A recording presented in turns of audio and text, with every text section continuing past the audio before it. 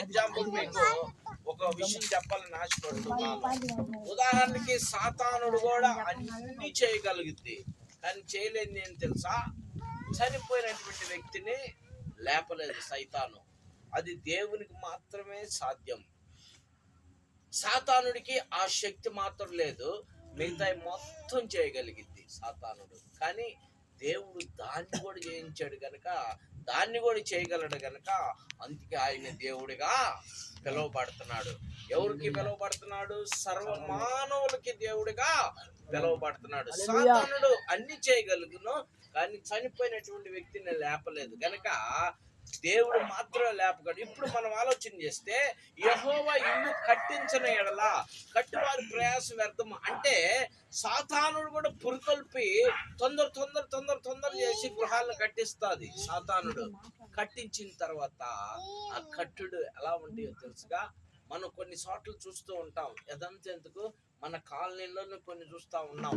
ఇప్పటికీ ఇంట్లోకి వచ్చినటువంటి వారు లేరు, ఇల్లు వదిలేసి వెళ్ళిపోయినటువంటి వారే ఎక్కువగా ఉన్నారు కదా. ఇక్కడ 125 ఉంటే ఇందులో ఉన్నటువంటి ఇళ్ళులో కొంతమంది లేరు, సొంత గృహాలు కట్టుకొని వెళ్ళిపోయినటువంటి వారు చాలా మంది ఉన్నారు. చిన్న ఎగ్జాంపుల్ ఈ కాలనీ గురించి చెప్పాను. అలానే ఇంకా బయట చూస్తే కోట్ల ఖరీదు కలిగినటువంటి స్థలాల్లో కూడా మీకు చీరాల బస్ స్టాండింగ్ సెంటర్ అంటే ఇప్పుడు అంబేద్కర్ భవన్ కట్టారు. దాని ఎదురు పెద్ద కాంప్లెక్స్ ఉండేది, పిట్టగోడలతో ఉండేది. ఆ పిట్టగోడల వరకే లేచి ఉండేవి. బేస్మెంట్ దాదాపు ఎంత ఎత్తుండేది పిట్టగోడలు. ఇప్పుడు నేల మట్టం చేసేసారు, సదరం చేసేసారు. కొన్ని సంవత్సరాలు చూసాను దాన్ని, కానీ ఈ సంవత్సరంలో పోయిన సంవత్సరం దాన్ని నేల మట్టము చేసేసారు. కారణం ఏంటి? దాన్ని ముందుకు వచ్చి కట్టినటువంటి వాడు ఎవడు కూడా లేడు. మీకు ఇంకో చిన్న ఎగ్జాంపుల్ చెబుతున్నాను. ఒక కాలనీ కట్టారు. ఇదిగో అక్కడ కూడా ఒక కాలనీ ఉంది బైపాస్ పక్కన.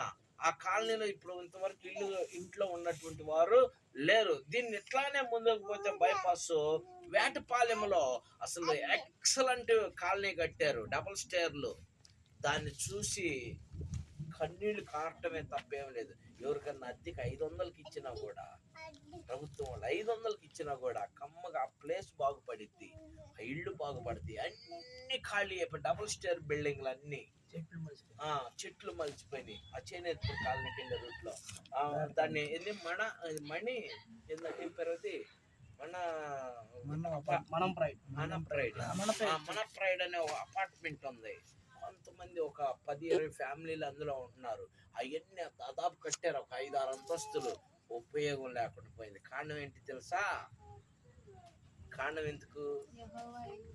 యెహోవా ఇల్లు కట్టించని ఎడల కట్టువారి ప్రయాస వ్యర్థం. ఇప్పుడు ఆ మేస్తుల ప్రయాస వ్యర్థమైపోయింది, ఆ బిల్డర్ ప్రయాస వ్యర్థమైపోయింది, ఆ వానర్ ప్రయాసం వ్యర్థమైంది. ఎందుకంటే ఎవరు కూడా వచ్చి కూడా అందులో నివాసము ఉండట్లేదు. కారణం ఏంటంటే అది కేవలం దేవునికి ఇష్టం లేదు. నా ప్రియమైనటువంటి వారలారా, ఈ గృహం దేవుడు కట్టించాడు. హల్లెలూయా.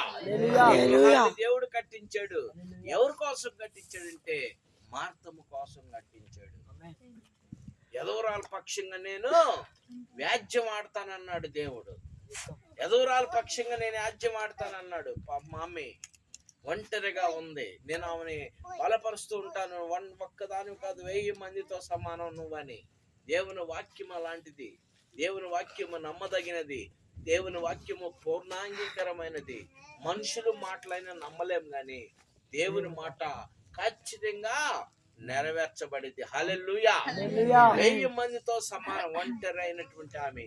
దేవుడు ఆమె మాటను వింటాడు. దేవుడు ఎదవరాల యొక్క మాటను దేవుడు ఖచ్చితంగా వింటాడు. ఆమె ప్రార్థన ఖచ్చితంగా దేవుడు వింటాడు. ఆమెకి ఆ ప్రార్థన చేయకపోవటం బహుశా బాగా రాకపోయినా పర్వాలేదు, యేసు నాయనా నా పరిస్థితి ఏందయ్యా అని అడిగితే చాలు, దేవుడు ఆ మాటలో వింటారు. అమ్మా, దేవుడు నీ పక్షంగా ఇల్లు కట్టించాడు. ఇది సత్యం. ఎందుకంటే దేవుడు కట్టించిన ఇల్లు ఇది సత్యం. కానీ ఎలా సత్యమో, ఎందుకు సత్యం అనేది కూడా నీకు తెలియపరిచి నేను ముగిస్తాను.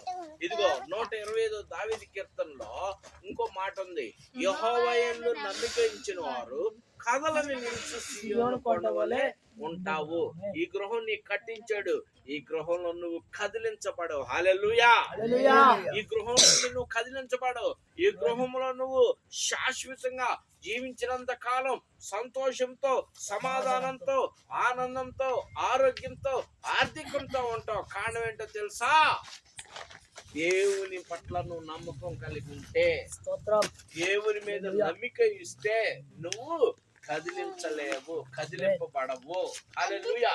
ఎవరు కూడా నిన్ను కదిలించలేరు. హల్లెలూయా. నువ్వు ఎలా ఉండాలా? దేవుని పట్ల నమ్మకం ఉండాలా.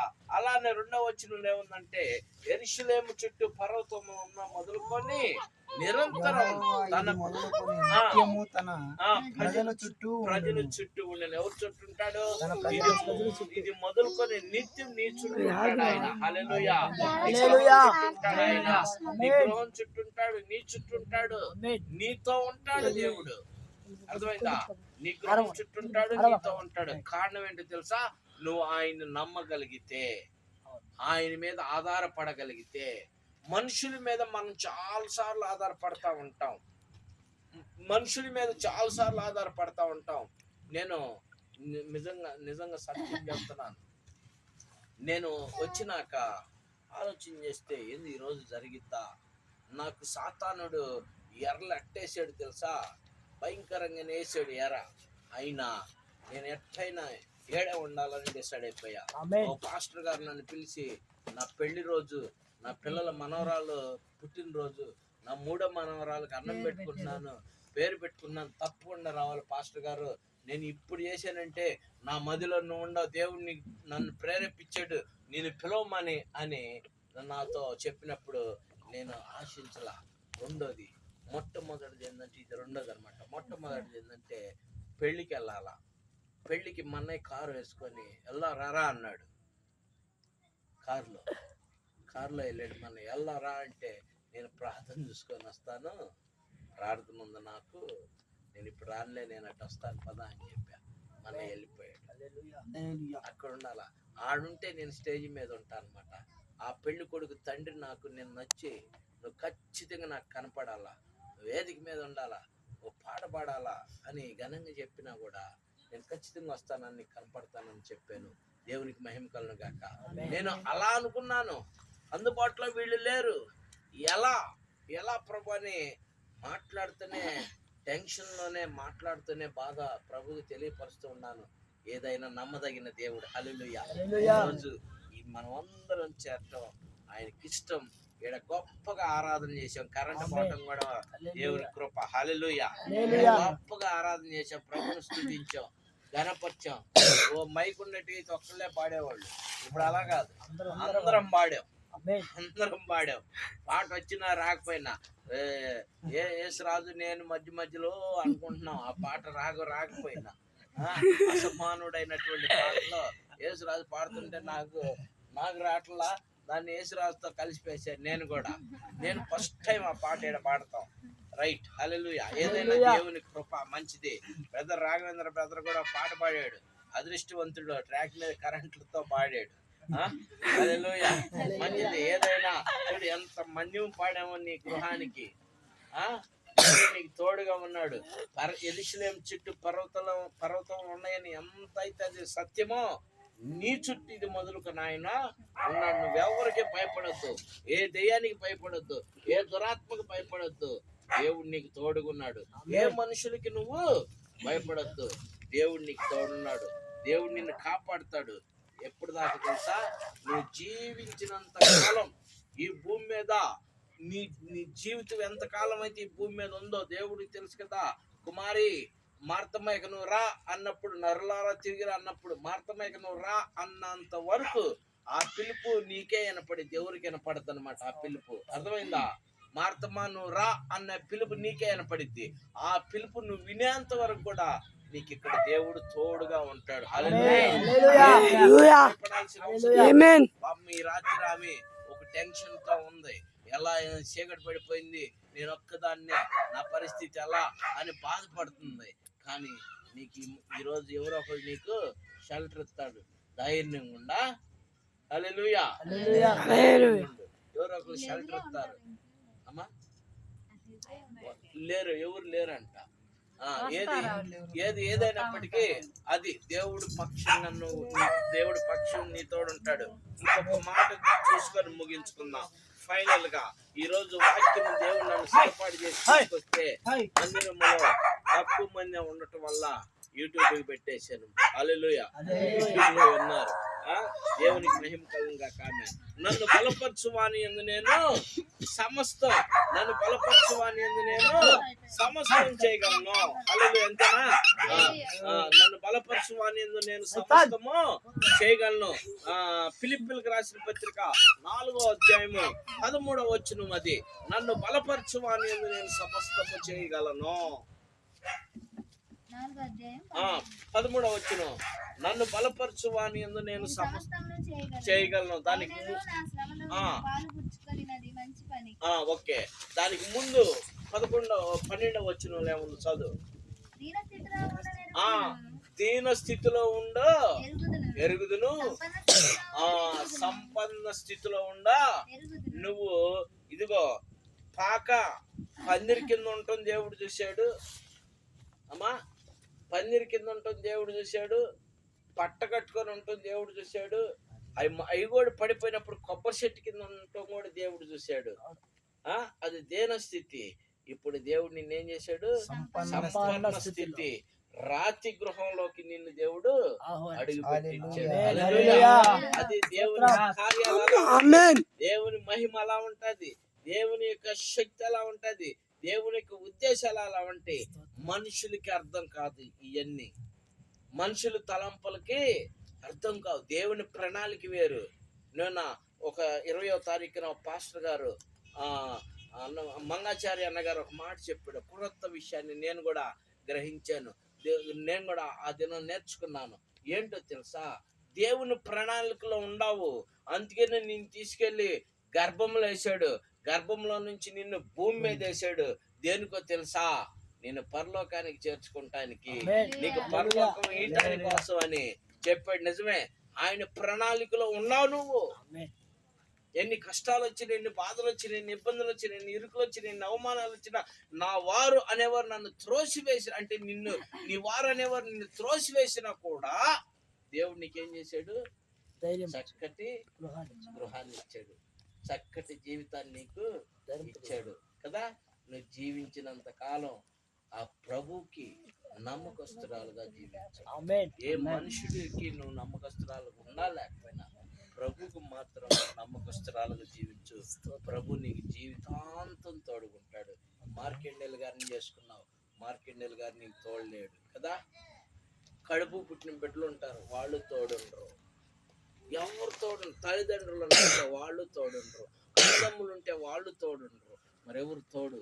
జీవితాంతం దేవుడు తోడు. మునిమక్క నువ్వు కూడా ఎన్నోసార్లు ఏడుస్తూ ఉంటావు, దేవుడు జీవితాంతం తోడుగా ఉంటాడు. మనుషులు కాదు తోడుండేది, కడుపు పుట్టిన బిడ్డలే వదిలేస్తారు, చేసుకున్న భర్తలే వదిలేస్తారు, చేసుకున్న భార్యలే వదిలేస్తారు, కన్న తల్లిదండ్రులే వదిలేస్తారు, తోబుట్టులే రక్త సంబంధికులే వదిలేస్తారు. కానీ నా యేసయ్య ఎన్నడూ నిన్ను విడిచిపెట్టడు, ఎన్నటికి నిన్ను విడవడు, ఎన్నటికి నిన్ను ఎడబాయుడు. దేవునికి మహిమ కలుగును గాక. ఆమేన్. నువ్వు బలపరుస్తూ ఉంటే ఆయన ఇంకా నిన్ను సమస్తం ఇంకా ఇంకా ఇంకా అన్ని కూడా చేయగలడు. దీనికి మొత్తం రూపురేఖలన్నిటి కూడా మార్చగలడు. యేసయ్యను నువ్వు బలపరచాలి. ఏ విధంగా అంటే పాపం వీళ్ళని గురించి ఒక సాక్ష్యం చెబుతా. ఈమె రూతమ్మ గురించి.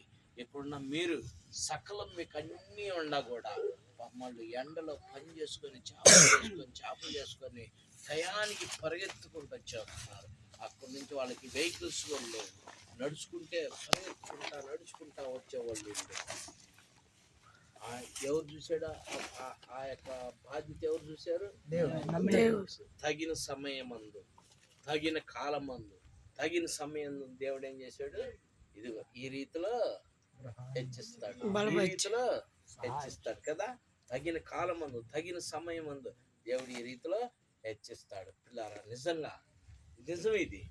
మనకంటూ మన సొంతగా కూడా కట్టుకోలేనటువంటి పరిస్థితి ఇప్పటికి ఇక్కడ మనం ఉన్నవాళ్ళం. కానీ దేవుడు ఆమెకి ఏ సపోర్ట్ లేదు, ఎవరు లేరు తోడు, కానీ దేవుడు తోడుండి కట్టించాడు. హల్లెలూయా. అదేందయ్యా అట్ట అంటావు? కట్టింది మనుషులే కదా. మనుషులే కట్టింది, మనుషులే. ప్రేరేపణ కూడా రావాలి కదా, అవునా? ఆ ప్రణాళిక రావాలా, ఆ ప్రేరేపణ కూడా రావాలా, ఆ పని కూడా చేసేవాళ్ళు ఉంటారు. మాటలు చెప్పేవాళ్ళు కాదు, చేసేవాళ్ళు. మాటలు వాళ్ళు చెబుతారు కానీ చేసేవాళ్ళు తక్కువగా ఉంటారు కదా. అట్లా ఆ ప్రణాళిక కూడా రావాలి కాబట్టి ఆ మంచి మాట అందించాడు. ఆ ప్రణాళిక, ఆ తలంపు, ఆ ఉద్దేశాలు తల్లిగారి పక్షంగా దేవుడు అనుగ్రహించాడు. చక్కటి గృహాన్ని దేవుడిచ్చాడు. నీకు తెలియపరుస్తున్నటువంటి మాట ఏంటి తెలుసా?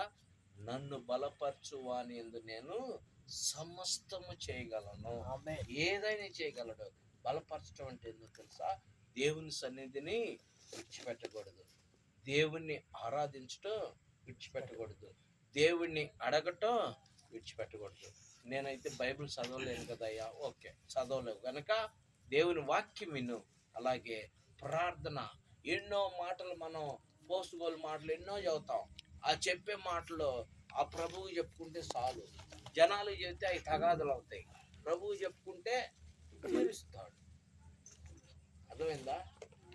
ఆ అమ్మాయి నేను తిట్టింది, ఆ అమ్మాయి చెప్పావు నాకు, ఆ అమ్మాయి మీద అది తగాదైద్ది. ఆ అమ్మాయి చెప్పకుండా మానలుగా అదే నువ్వు ప్రభువు చెప్పుకున్నావు అనుకో, ప్రభువు చెప్పుకున్నావు అనుకో, ప్రభు దాన్ని తీరుస్తాడు. అమ్మా ఎందుకు తెలుసు, నువ్వు ఒకరోజు ఆ అమ్మాయికి ఏదో రీతిలో మాట్లాడతాడు, మనసు గర్దిస్తాడు, మనసుని నొప్పిస్తాడు. అనవసరం తిట్టాను అమ్మమ్మని అని ఆ అమ్మాయి వచ్చి నిన్ను క్షమాపణ అడుక్కునేటట్టు చేసిద్ది. ఆ అమ్మాయి చెప్పావనుకో, క్షమాపణ కాదు ఇంకా రగిలుతా ఉంటుంది మంట. ఎగ్జాంపుల్ చెప్పాను, సింపుల్ ఎగ్జాంపుల్ చెప్పా, అర్థమయ్యేటట్టుగా. వెరీ గుడ్, అర్థమయ్యేటట్టుగా. సో అందుకని మనుషులకి చెప్పుకోకూడదు, దేవునికి చెప్పాలా, దేవునికి చెప్పాలి. అందుకని నన్ను బలపరచు అని యందు నేను సమస్తము చేయగలను. మొట్టమొదటి మాట ఏంది? యెహోవా నీకు ఈ గృహాన్ని కట్టించాడు. నువ్వు యెహోవా యందు నమ్మిక ఉంచి ఆయన సన్నిధిని విడవకుండా, ఆయన్ని ఆరాధన మరవకుండా, దేవుని సన్నిధికి నువ్వు ఎన్ని పనులు ఉన్నా, ఎంత బలహీనతలో ఉన్నా, ఎక్కడున్నా నువ్వు పరిగెత్తుకుంటూ దేవుని మందిరానికి రాగలిగితే ఆయన నీకు సకలము చేసి పెడతాడు. నువ్వు ఏది అడిగితే, ఏది కోరుకుంటే అది సమస్తాన్ని నీకు అందిస్తాడు, నీ దగ్గరికి నడిపిస్తాడు. దేవుడి కొద్ది మాటలు దీవించును గాక. ఆమేన్. చేరువచ్చిన మీ అందరూ కూడా యేసుక్రీస్తు నామములో మీ అందరికి వందనాలు. దేవుడి కొద్ది మాటలు దీవించును గాక. ఆమేన్. అందరం కూడా రెండు చేతులు పైకెత్తి ఈ గృహం వైపు మీ చేతులు వెతండి, ప్రార్థన చేద్దాం. ఈ గృహాన్ని ప్రతిష్ఠిస్తాం. మా రేపటి తెచ్చుకున్నావా? కాలేదా? సరే, ప్రతిష్ఠిద్దాం. రెబ్బని కూడా తెచ్చుకోలేదు, తెచ్చుకోమన్నానుగా. నూతన గృహం కదా. సరే, ప్రార్థన చేద్దాం. అందరూ చేతులు పైకెత్తి ఈ గృహం వైపు చూపించండి, ప్రార్థన చేద్దాం. అందరూ ఒక్క నిమిషం మీరందరూ కూడా ప్రార్థన చేయండి. గృహంలో తల్లిగారు నివాసం ఉన్నంత కాలం క్షేమంతో, సంతోషంతో, సమాధానంతో, ఆనందంతో, ఆరోగ్యంతో వర్ధిల్లుటకు సహాయం చేయండి. స్తోత్రం. అందరు నోరు తెరిచి నేను ముగింపు ప్రార్థన ఆశీర్వాదం.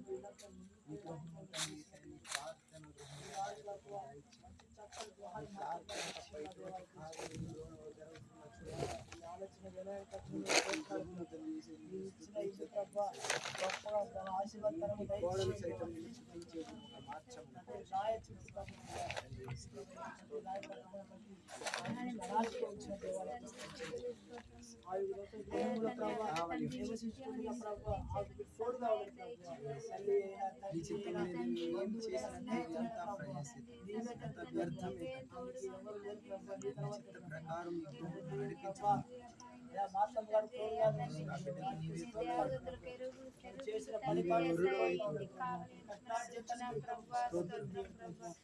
చేసిన ప్రయాస కాకుండా దీవించండి, ఆశ్రయించండి. నిన్ను ఆరాధించిన బిడ్డ నడిపించు ప్రభా, స్తోత్రం తండ్రి. చేసిన ప్రార్థన ఫలింపు చేయండి ప్రభా, ఆశను తండ్రి. అలాగే తండ్రి ఆ బిడ్డ కూడా తండ్రి నిన్ను గుర్తు చేసుకుని తండ్రి స్తుతించేటువంటి భాగ్యాన్ని తండ్రి భర్త ప్రభా ఈ లోకాన్ని విడిచి వెళ్ళిపోయాడు ప్రభా, ఈ పిలుపుని బట్టి రమ్మన్నప్పుడు వెళ్ళి వచ్చాడు ప్రభా. ఇదిగో ప్రభా భర్త గారు ప్రభా తన బతుకున్నంత కాలం ప్రభా మాత్రం సంతోషం సమాధానం సహాయం చేయండి. తన తీసుకున్న ప్రతి ఆహారంలో తోడుగా ఉండండి ప్రభా, తన మంచి ఆరోగ్య శక్తిని దయచేయండి ప్రభా. ఎండనక వాడనక ప్రభా బిడ్డను దీవించండి. పగలు ఎండకపోయావు, రాత్రి వెనుక తగలకుండా బిడ్డని కాపాడండి. వచ్చిన ప్రభా ఆ గృహంలో ఉన్న మాత్రమే ప్రభా దీవించి ప్రార్థన చేసి ప్రతి బిడ్డను నువ్వు ప్రభా పేరు పేరు దీవించండి, ఆశీర్వదించండి. ప్రతి బిడ్డ ప్రభా ఆరాధనలో యోగి ఉన్నాడు ప్రభా. కరెంట్ పోయినా సరే ప్రభా సాతానుడు ప్రభా మమ్మల్ని ఊరిస్తున్న ప్రభు, కానీ ప్రభు నీవిచ్చిన ఆరికం చేత నీవిచ్చిన ప్రభా పాటల ద్వారా నీవిచ్చిన తలంపుల ద్వారా ప్రభా ప్రతి ఒక్కరము ప్రభు మంచి ఆరాధనలో పాల్గొన్నాం ప్రభు. ఇంతకంటే మాకు గొప్ప గ్రంథత ఏది లేదు ప్రభు. నీవిచ్చిన ఘనత వల్ల ప్రభు ఇంత గొప్ప ఆరాధన ప్రభు. ఎండాకాలంలో కూడా ప్రభు చల్లని గాలి ద్వారా మాకు వ్యాపించే ప్రభు, మాకు మంచి గాలి ప్రవహించే దేవాలయం మాకు ఇచ్చిన ఇంత ఘనత ఎవరికి రాదు ప్రభు. ప్రతి బిడ్డకు తోడుగా ఉన్నావు ప్రభు, వారికి స్తోత్రాలు. ఇలాగే జీవితాంతము ఈ మాత్రం గృహంలో ప్రభు ఇలాగే ఆనందంగా సంతోషంగా సమాధానంతో సహాయం చేయండి.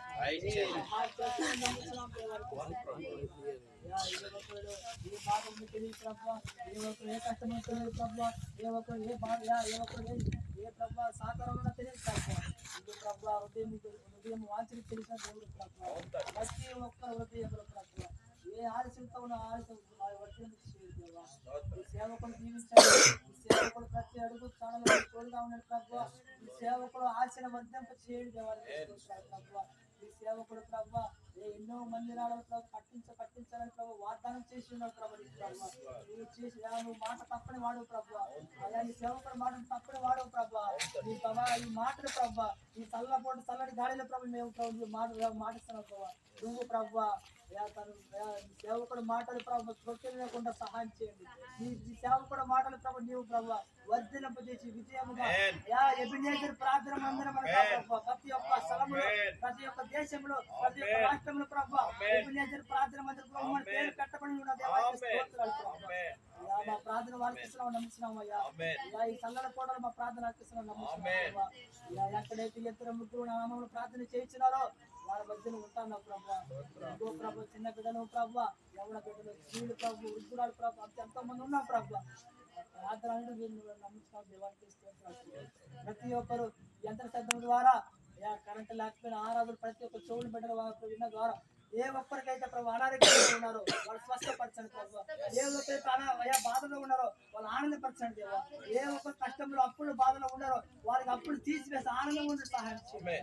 ఈ సేవకుడు మాట యంత్ర శబ్దం ద్వారా ప్రతి బిడ్డను జీవించాను మాట తప్పని వాడవు ప్రభు, మాట నిలబెట్టుకున్న వాడవు ప్రభు. సేవకుడిని జీవించండి. ఈ సేవకుడు రాక కోసం ప్రయాణానికి తోడు కావాలని ఈ వేసవి కాలంలో ఈ సేవకుడికి వడదెబ్బ తగలకుండా ఎండ దెబ్బ తగలకుండా వెండి దెబ్బ తగలకుండా మీరు కాచి కాపాడండి ప్రభు. ఈ సేవకుడు ఆరాధన ఉద్యోగులు సహాయం చేయడు దేవా. ఈ సేవకుడికి ఇంకా ప్రభు మా సేవకుడు బిడ్డలందరికీ మంచి ఆహారము ప్రభు, వాక్యం ఆహారం అనేది మాకు నిండుగా ఫ్రెండ్గా జీవించే బిడ్డ సహాయం చేయండి ప్రభా. ఈ సేవకుడు ఇంకా అభివృద్ధి చేయండి దేవా, నీకు స్తోత్రం. అనేక రాష్ట్రాలు వాడబడడం సహాయం చేయండి ప్రభా, వాడబడడం సహాయం చేయండి ప్రభా. ఈ సేవకుడి ఆశ మా ఆశ నువ్వు ప్రభా, నీవు ఇచ్చిన ఆశ ద్వారా మమ్మల్ని ప్రభా నీ జీవితాన్ని నమ్ముతున్నాం ప్రభా. ప్రార్థన అనిపిస్తాను, నమ్ముతున్నాం దేవా, నజరేయుడైన యేసు నామములో ప్రభు అడిగి పెడుకున్నాం తండ్రి. ఆమేన్. ప్రేమ కలిగిన తండ్రి, జీవం కలిగిన యేసయ్యా, జీవాధిపతి వందనాలు. ఇంతవరకు నేను చక్కగా పాటల ద్వారా, ఆరాధన ద్వారా, అయా ఇదిగో వాక్య పరిచర్య ద్వారా నీ నామ ఘనత కొరకు జరిగించిన విధానానికి స్తోత్రాలు. అయా ఇదిగో నా తండ్రి, నీ దాసురాలు అయా మార్తమ్మని బట్టి ప్రార్థిస్తున్నాను ప్రభా. మార్తమ్మకి నాయన ఏ రీతిలో చక్కటి గృహాన్ని ఇచ్చిన స్తోత్రాలు ప్రభా. ఇది మొదలుకొని నేను నిరంతరం నీ చుట్టూ నేను ఉంటాను, నీకు కావలి ఉంటాను, నీకు తోడుగా ఉంటానని వాగ్దానం చేశావు. వాగ్దానానికి బలపరచడానికి, వాగ్దానాన్ని తనకి పూర్ణ అంగీకారంగా స్థిరపరచడానికి నన్ను బలపరచు అనేది నేను సమస్తం చేయగలనని చెప్పావు. నీ బిడ్డ నీ సన్నిధికి వస్తుంది ప్రభా. నీ బిడ్డ నీ సన్నిధిలో ఏకీపడి నిన్ను అడుగుతుంది. అడిగిన ప్రతిది కూడా నువ్వు దయచేయమని ప్రభా. నీ బిడ్డకి నువ్వు తోడుగున్నాయి, మంచి ఆరోగ్యం దయచి, మంచి శక్తి దయచి, మంచి బలం దయచి, తన పని పాటలు, ప్రయాణాలు, రాకపోకలు అన్ని విషయాల్లో తోడుగా తనకి సహకారంగా ఉంటాను. తన చెల్లెల కుటుంబానికి కూడా నువ్వు తోడుగుంటాను. చేరవచ్చిన బిడ్డలందరికీ నీ కృప, కాపుదల, భద్రత, వారి కుటుంబాల బిడ్డలు అందరూ కూడా నీ కాపుదల భద్రపరచమని యేసు నామములో ఈ గృహాన్ని ప్రతిష్ఠిస్తూ యేసు నామం అడిగి పొంది నామ తండ్రి. ఆమేన్. మన ప్రభు అయిన యేసు క్రీస్తు కృప సదాకాలం మనందరికి తోడై నడిపించును గాక. అలాగే ఈ గృహానికి చేరవచ్చిన మనందరికి తోడై నడిపించును గాక. అలాగే ఈ గృహాన్ని నిర్మించినటువంటి, ఈ గృహానికి యజమానురాలైన మార్తమ్మకి సదాకాలం తోడై నడిపించును గాక. ఆమేన్, ఆమేన్, ఆమేన్. అందరము గృహంలోకి వెళ్దాం.